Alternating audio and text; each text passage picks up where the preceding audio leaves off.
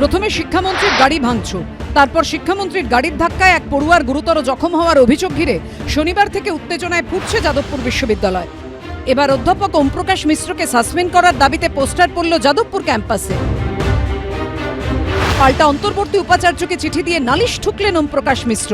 ওমপ্রকাশ মিশ্র যাদবপুর বিশ্ববিদ্যালয়ের আন্তর্জাতিক সম্পর্ক বিভাগের অধ্যাপক। শনিবার শিক্ষামন্ত্রী ব্রাত্য বসু ক্যাম্পাস থেকে বেরিয়ে যাওয়ার পর বিক্ষোভের মুখে পড়েন তিনি। তার বিরুদ্ধে চাঞ্চল্যকর অভিযোগ তোলা হয়।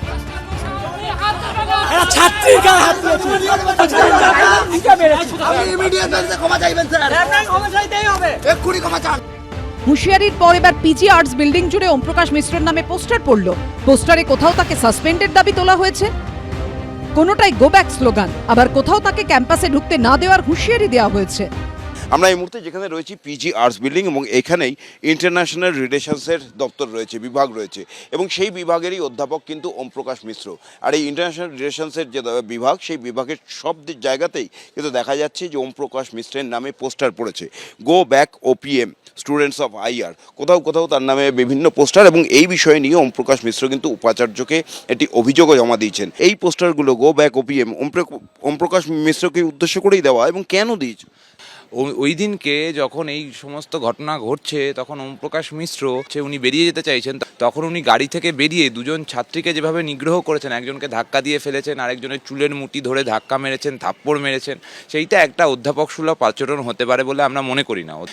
এই অধ্যাপক হিসাবে আর মানছি না, এবং ওনাকে আইআর বিভাগে উনি ক্লাস নিলে অন্য কোনো ছাত্রছাত্রীরা আর ক্লাস করবে না, সেটা স্টুডেন্টস অফ আইআর স্পষ্টভাবে জানিয়ে দিয়েছে।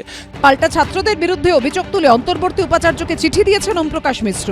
তার বিরুদ্ধে ওঠা অভিযোগ নস্যাৎ করে ওমপ্রকাশ মিশ্র লিখেছেন, তার নামে পড়া পোস্টার সরিয়ে তিনি যাতে নিজের অফিসে কোনো বাধা ছাড়াই ঢুকতে পারেন, বিশ্ববিদ্যালয় কর্তৃপক্ষকে সেই ব্যবস্থা নেওয়ার আর্জিও জানিয়েছেন চিঠিতে। এইগুলো তো সমস্ত কিছু সাজিয়ে চলেছে। তো পুলিশে তো গেছে যে আমার গাড়ি তো নড়তেই দেয়নি, এক পা এগোয়নি, আমি তো নিজে আর কি নিগৃহীত হয়েছি। বিশ্ববিদ্যালয়ের কর্তৃপক্ষকে বলেছি, প্রফেসর ভাস্কর গুপ্তকে বলেছি, চিঠি লিখে জানিয়ে দিয়েছি যে আপনি ব্যবস্থা নিন, যারা এই সমস্ত পোস্টার লিখেছে পোস্টারগুলি সরান। দ্বিতীয় হচ্ছে যে আনহিন্ডার্ড অ্যাক্সেস এনশিওর করুন, আর যারা এই সমস্ত দুষ্কর্ম করছে তাদেরকে চিহ্নিত করুন, তাদেরকে ব্যবস্থা নিন।